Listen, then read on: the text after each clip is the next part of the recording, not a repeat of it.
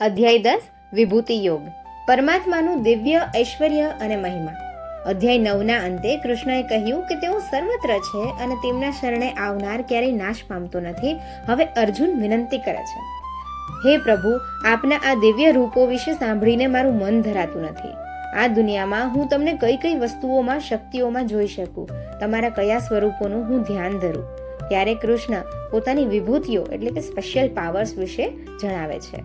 કૃષ્ણ કહે છે, અર્જુન, મારો જન્મ કે અંત કોઈ દેવો કે ઋષિઓ પણ જાણતા નથી, કારણ કે હું એ બધાનો આદિ એટલે કે શરૂઆત છું. બુદ્ધિ, જ્ઞાન, ક્ષમા, સત્ય, સુખ દુઃખ, જન્મ મૃત્યુ, ભય અભય, આ તમામ ભાવો મારા દ્વારા જ ઉત્પન્ન થાય છે. ટૂંકમાં આ સંસારમાં જે કંઈ પણ શ્રેષ્ઠ છે તે કૃષ્ણનો જ એક અંશ છે. કૃષ્ણની મુખ્ય વિભૂતિઓ ક્યાં શોધવા ભગવાનને? અર્જુનના આ પ્રશ્નના જવાબમાં કૃષ્ણ કહે છે કે મારી વિભૂતિઓનો તો કોઈ અંત જ નથી, પણ હું તને મુખ્ય વિભૂતિઓ વિશે જણાવું છું. હું દરેક જીવનના હૃદયમાં રહેલો આત્મા છું. નદીઓમાં હું પવિત્ર ગંગા છું, પર્વતોમાં હું મેરુ પર્વત છું અને સ્થિરતામાં હિમાલય છું. વૃક્ષોમાં હું પીપળો છું, ઇન્દ્રિયોમાં હું મન છું. પાંડવોમાં હું અર્જુન છું, મુનિઓમાં હું વ્યાસ છું. શસ્ત્રધારીઓમાં હું રામ છું. અને કૃષ્ણ સમજાવે છે કે જ્યાં પણ તને અત્યંત તેજ, વિજય, વિભૂતિ કે શક્તિ દેખાય તો સમજી લેવું કે તે મારા જ એક તેજનો નાનકડો અંશ છે. માત્ર એક અંશમાં આખું બ્રહ્માંડ. અધ્યાયના અંતે કૃષ્ણ એક ગજબની વાત કહે છે, અર્જુન, તારે આટલી બધી વિગતો જાણીને શું કામ છે? બસ એટલું સમજી લે કે મારા એક નાના અંશ માત્રથી આ આખા બ્રહ્માંડને મેં ધારણ કરી રાખ્યું છે. વિચારો, જે બ્રહ્માંડ આપણને આટલું વિશાળ લાગે છે તે પરમાત્મા માટે તો માત્ર એક નાનો અંશ છે. અધ્યાય 10નો સાર.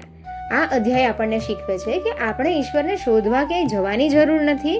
કોઈ પણ વ્યક્તિની પ્રતિભામાં, કુદરતની સુંદરતામાં કે કોઈ નિષ્કપટ શક્તિમાં જો જોવાની દ્રષ્ટિ હોય તો દરેક શ્રેષ્ઠ વસ્તુઓમાં કૃષ્ણના દર્શન થઈ શકે છે.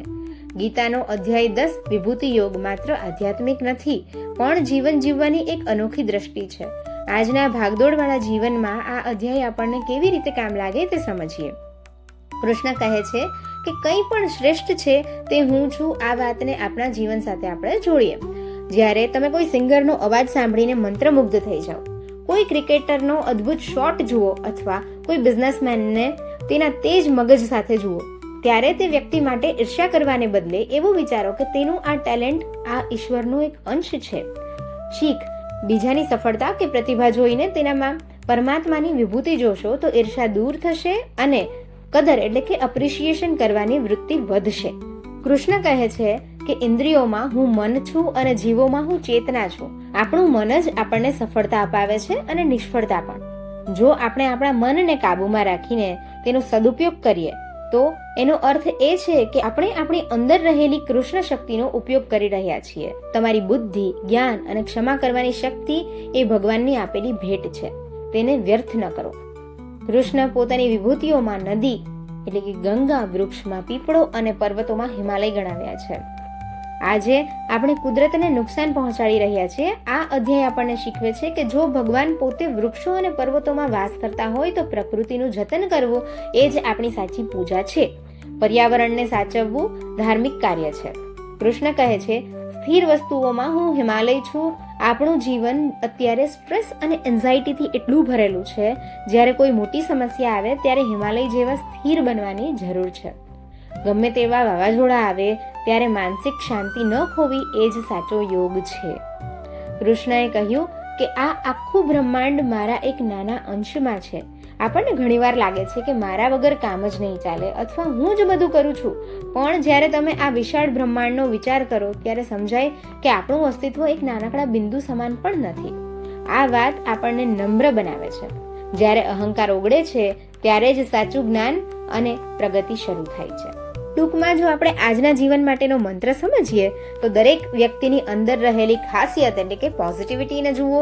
કોઈ માણસ ભલે ગમે તેવો હોય પણ તેની કોઈ આવડત ભગવાનનો અંશ હોઈ શકે છે. જ્યારે તમે દુનિયાને આ નજરથી જોશો ત્યારે તમને એમ લાગવા માંડશે દરેક જગ્યાએ નકારાત્મકને બદલે દિવ્યતા દેખાવા લાગશે. હવે પછી શું? અર્જુને કૃષ્ણના વૈભવ વિશે સાંભળ્યું તો ખરા, પણ હવે તેની ઉત્સુકતા ચરમસીમાએ છે.